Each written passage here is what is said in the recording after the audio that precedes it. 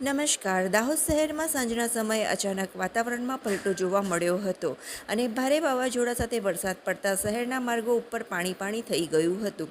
સાથે જ અનેક વૃક્ષો અને વીજ થાંભલાઓ ધરાશાયી થયા હતા.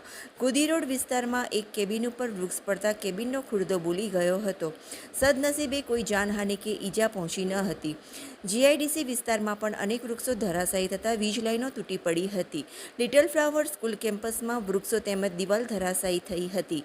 ચાકલિયા રોડ ઉપર વીજળીની મેઇન લાઇનના એક સાથે એક જ લાઇનમાં 5થી વધુ વીજ થાંભલાઓ પડી ગયા હતા. એમજીવીસીએલની ટીમ તાત્કાલિક દોડી આવી અને વીજ લાઇનનું સમારકામ શરૂ કર્યું હતું. શહેરના અલગ અલગ વિસ્તારોમાં વૃક્ષ ધરાશાયી થતાં નગરપાલિકાની ટીમ, ફાયર વિભાગ, એમજીવીસીએલની ટીમો, જેસીબી સહિતના સાધનો સાથે પહોંચી વૃક્ષો હટાવી રસ્તો ખુલ્લો કરવાની કામગીરીમાં જોડાયા હતા. 20 મિનિટના વાવાઝોડાએ દાહોદમાં તારાજી સર્જી હતી.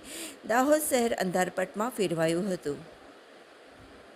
હમણાં આવેલ વાવાઝોડામાં મારા વોર્ડ ગોદી રોડ વોર્ડ નંબર 1 આ એક લીમડાનું ઝાડ પડ્યું હતું, જેના લીધે 11 કેવીની એમજીવીસીએલની લાઇન પણ તૂટી છે અને સાથે એક કાચી દુકાન હતી, જે દુકાન આખી ભાંગી જવા પામેલ છે. પણ સદભાગ્યે કોઈ દુકાનમાં ન હોવાથી કોઈ નુકસાન થયેલ નથી અને ઝાડ હટાવવાની કામગીરી તાત્કાલિક ટીમ નગરપાલિકાને બોલાવી અને પ્રમુખશ્રી, ઉપપ્રમુખશ્રી અને હું ઉભા રહી અને આખી ટીમે આ મહેનત કરી અને ઝાડ હટાવી અને અત્યારે રોડ ખુલ્લો કરેલ છે.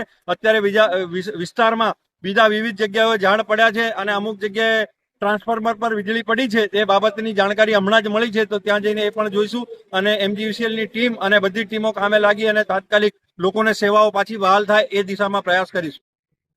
આજ રોજ સાંજે વાવાઝોડા ફાટે વરસાદ પડતા ઘણા દાહોદ શહેર વિસ્તારમાં ઘણી જગ્યાએ ઝાડ પડી જવાના કારણે દાહોદ નગરપાલિકાની ટીમ દ્વારા પ્રમુખશ્રી, ઉપપ્રમુખશ્રી તથા તમામ પદાધિકારીઓ અને નગરપાલિકાની ટીમ દ્વારા જુદા જુદા વિસ્તારોમાં ઝાડ હટાવવાની કામગીરી કરવામાં આવેલ છે.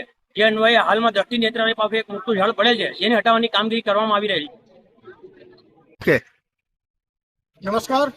આજ રોજ સાંજના સમયે જ્યારે અચાનક વાવાઝોડું અને એક વરસાદનો સખત માહોલ બનતા ટીમ નગરપાલિકાને, ફાયર ડિપાર્ટમેન્ટને, ડિઝાસ્ટર મેનેજમેન્ટને અલગ અલગ લગભગ 9 થી 10 જગ્યાએથી કોલ આવેલા હતા.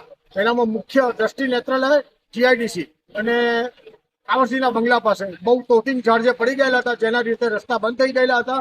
એ રસ્તા ચાલુ કરવા માટે નગરપાલિકાની ટીમ, ફાયરની ટીમ, ડિઝાસ્ટરની ટીમની સાથે સાથે અમારા પ્રાઇવેટ મિત્રો પોતાના કટર મશીન સાથે આવી ગયા હતા. અને આજે જ્યારે હું તમારી સાથે વાત કરું છું ને આ વિડીયો રેકોર્ડિંગ થાય છે, એ દરમિયાન લગભગ દાહોદ શહેરના તમામ મુખ્ય માર્ગો અમે રસ્તા ઓપન કરી દીધા છે.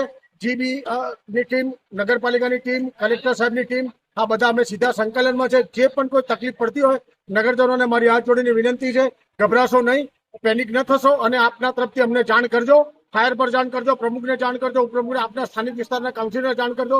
જે પણ કોઈ આપના માટે તકલીફ હશે, તકલીફ નિવારણનો અમે ચોક્કસ પ્રયત્ન કરીશું. ભારત માતા કી જય.